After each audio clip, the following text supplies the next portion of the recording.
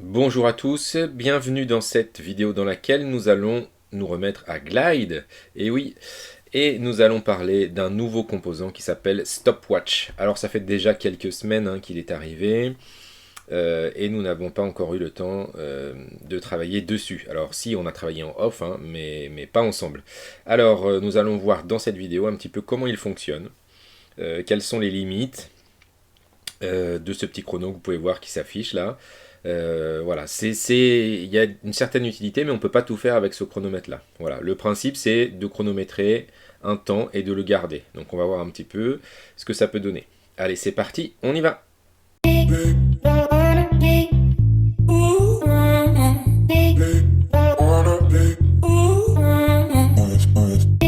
Alors, pour utiliser ce stopwatch, voilà comment on peut faire. On va regarder les caractéristiques de base, comment il fonctionne. Donc on a créé une petite page chrono où on a mis deux colonnes. Et on va du coup créer un glide from Google Sheet. Et donc on va créer un glide à partir de Google Sheet et on va choisir chrono. Voilà. Alors ce qu'il faut bien comprendre, c'est que pour pouvoir intégrer ce stopwatch là, il va falloir qu'on utilise plutôt un formulaire. Puisqu'en fait on va devoir enregistrer cette information, sinon c'est pas terrible. Alors regardez, on va se mettre dans une vue détail, je vais vous montrer. On va retirer le titre, voilà, et on va mettre directement le stopwatch, comme ça vous allez comprendre.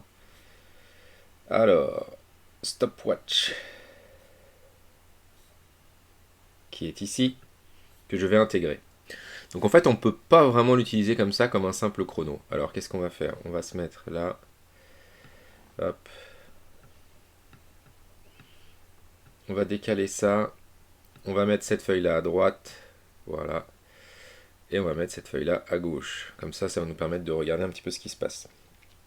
Pourquoi j'avais créé deux colonnes? Parce qu'il faut absolument deux colonnes. Donc start time, on va voir un petit peu à quoi ça correspond, et duration, on va voir à quoi ça correspond. Donc si je lance mon chronomètre, de l'autre côté, en fait, sur ma feuille qui est ici, qu'est-ce qui va se passer? Normalement, il est censé m'écrire ici le point de départ du moment où j'ai lancé le chrono. Par exemple, j'ai lancé le chrono à 14h27 et 18 secondes, et il est censé m'écrire ici le point de départ. Donc en fait, quand je lance mon chrono, eh bien dans les deux cases là, il ne se passe pas grand chose. Donc c'est un petit peu là le problème qu'on va avoir, c'est que du coup, on n'a pas de trace de ce qu'on a mis en place. Donc, je vais retirer ça et je vais ajouter du coup un formulaire. Voilà. Et là, du coup, je vais hop, changer là et je vais mettre lancer le chronomètre. Voilà. Et du coup, quand je vais aller à l'intérieur de ce formulaire-là, eh bien, je vais tout retirer et je vais ajouter mon stopwatch qui est ici. Voilà. Et donc, le début, il est à start et la durée, elle est à durée. Donc, ça, c'est bon. Et donc, je vais lancer mon chrono.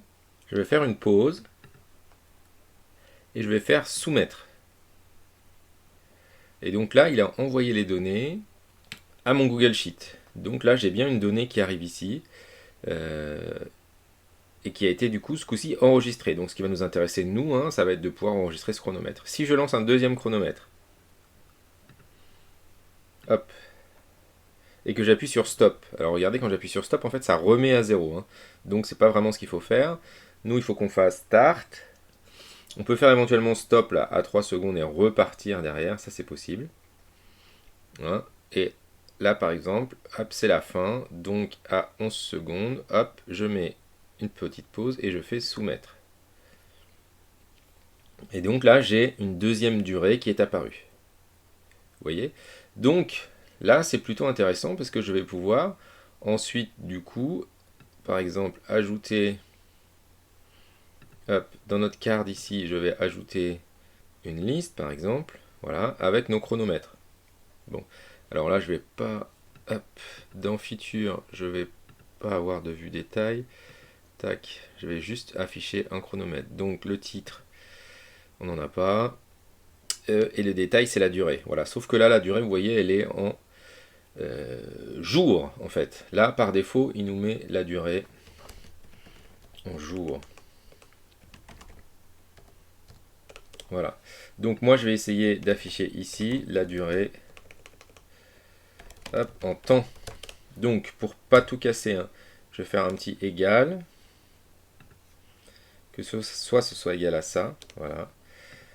Voilà, et je vais prendre ma petite ligne là pour les tirer éventuellement. Voilà, et donc j'ai bien ça. Par contre, je vais prendre maintenant la colonne et je vais faire format, nombre. Je vais le mettre en durée. Voilà, et là, du coup, j'ai automatiquement la conversion de mon temps qui était en jour là en secondes, minutes et heures. Voilà, donc ça me paraît bien. Et donc, du coup, là, je vais changer. Je vais actualiser un petit peu ici. Yes, et là, je vais faire durée en temps. Voilà, ce qui me permet d'avoir 10 secondes, 11 secondes. Et là, c'est beaucoup plus intéressant pour moi d'avoir ça plutôt que d'avoir le temps qui était en jours. Voilà. Donc, on ne pourra pas avoir un chronomètre au centième. Hein. Donc, pour un chronomètre à la seconde, ça nous va parfaitement. Voilà rapidement les fonctionnalités de ce chronomètre.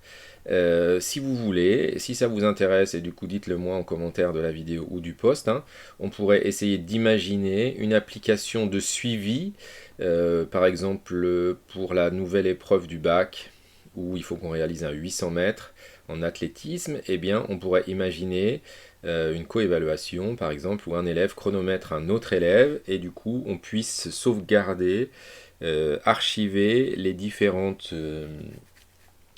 temps que les élèves ont fait, et pourquoi pas retirer le meilleur temps, la moyenne des temps, je ne sais quoi d'autre. Donc, je vais préciser tout ça dans le post, hein, mais dites-moi de quoi vous auriez besoin pour cette application, par exemple, qui serait une application de suivi de course de demi-fond, 800 mètres pour les élèves qui passent le bac, par exemple.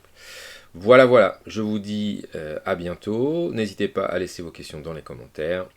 Ciao! Merci à tous d'avoir regardé cette vidéo. N'hésitez pas à mettre un petit pouce bleu, à vous abonner, activer la cloche pour suivre l'actualité de Test Matos. À bientôt!